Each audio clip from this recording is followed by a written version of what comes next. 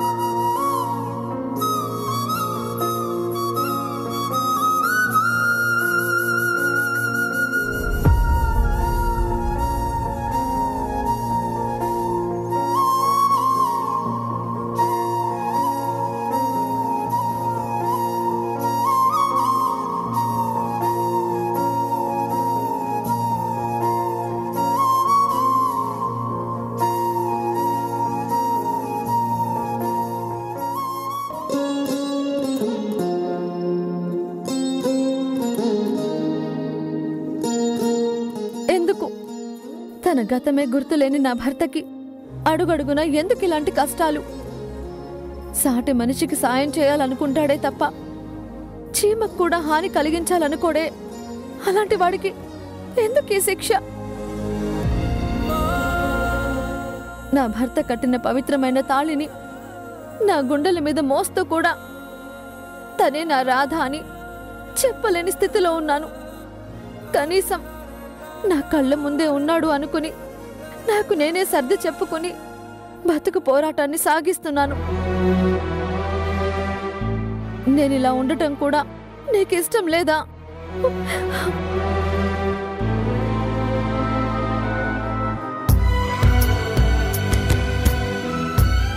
నా భర్తకేమైనా అయితే మాత్రం నేను భరించలేను. కరుణించి కాపాడు విఘ్నేశ్వర. కన్నీళ్లతో కొంగు చాచి నిన్ను వేడుకుంటున్నాను.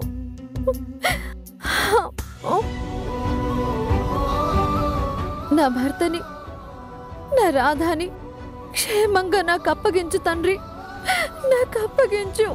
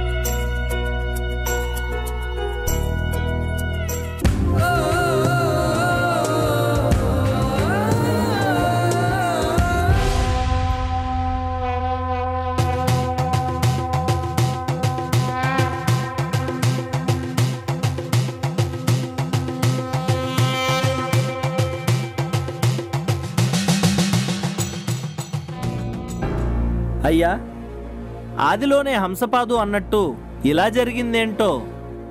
ఇక నేను సెలవు తీసుకుంటాను.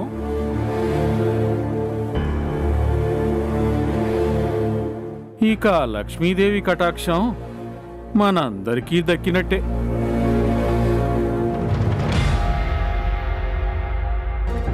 చూసారా మామయ్య, ఎంత అనర్థం జరిగిపోయిందో.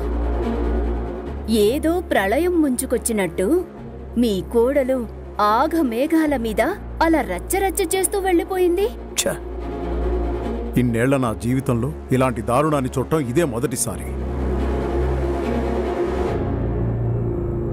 పోనీలేండి, ఈ శుక్రవారం కాకపోతే వచ్చే శుక్రవారం నాడు పూజ చేసుకుంటాం. ఏంటి పార్వతి, ఇంత జరిగా కూడా నీ కోడలు చేసింది తప్పని నీకు అనిపించటం లేదా?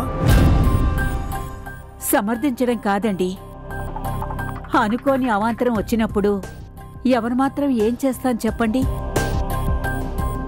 అవును నాన్న, శివ ఎంతో నమ్మకంగా మన ఇంట్లో పనిచేస్తున్నవాడు. అలాంటి వాడికి ఆపదొచ్చినప్పుడు మనమే కదా ఆదుకోవాలి. పూజ, గుడ్డొచ్చి పిల్లని వెక్కిరించినట్టు ఏం చేయాలో ఏం చేయకూడదో నువ్వు నాకు చెప్తున్నావా? నానా, ఏదో అనుకోకుండా అలా జరిగిపోయింది, మీరు ఊరుకోండి. ఎలా ఊరుకోవాలరా? ఆ? పెద్దవాణ్ణి నేను చెప్తున్నా కూడా నన్నే ధిక్కరించి వెళ్తుందా నీ భార్య? అంతేలే బావా, పెద్దలంటే భయమూ లేదు, దేవుడంటే భక్తి లేదు. అయినా అందర్నీ నమ్మించడానికి మాత్రం రోజు తనెంతో గొప్ప భక్తురాలైనట్టు హారతులిచ్చి నైవేద్యాలు పెడుతుంది. ఇలాంటి పర్వదినం నాడు మాత్రం ఆ తల్లికి పూజ లేదు, నైవేద్యమూ లేదు. చివరికి ఏదీ లేకుండా చేసింది. ఒరే తమ్ముడు, అసలే ఆయన కోపంతో ఉంటే మీరు అగ్నికి ఆజ్యం పోసినట్టు మాట్లాడతారేంటి? పార్వతి, తల కొట్టేసినట్టుగా ఉంది నాకు. అరే, అంతా తనిష్టమేనా?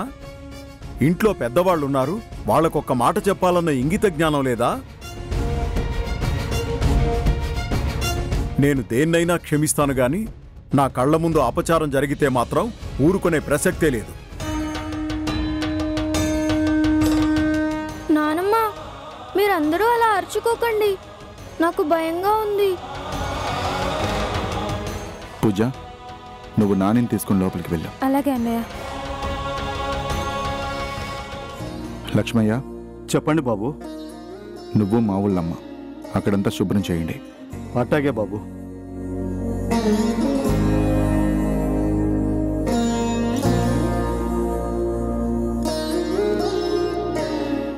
ఏమయ్యా, అమ్మోరికి అలంకరణ చేసినంతసేపు పట్టలేదు. ఏం చేస్తామే, మనిషి ప్రాణం కంటే ఏది ఎక్కువ కాదు కదా. లక్ష్మయ్య, మాట్లాడకుండా పనిచేయండి. ఆ తల్లి ఆగ్రహిస్తే ఏం జరుగుతుందో మీకేం తెలుసు?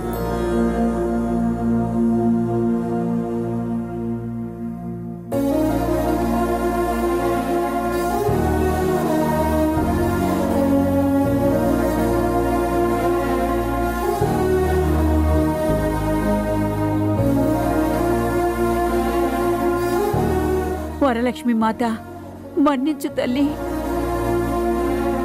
పూజా విధానంలో తెలియక చేసిన తప్పుల్ని ఆ తల్లి మన్నిస్తుందేమో గాని నిర్లక్ష్యంతో కళ్ళు నెత్తికెక్కి సంకల్పం చెప్పుకుని కూడా పూజని మధ్యలోనే ఆపేసేవాళ్ళని క్షమించడం అనేది జరగని పని.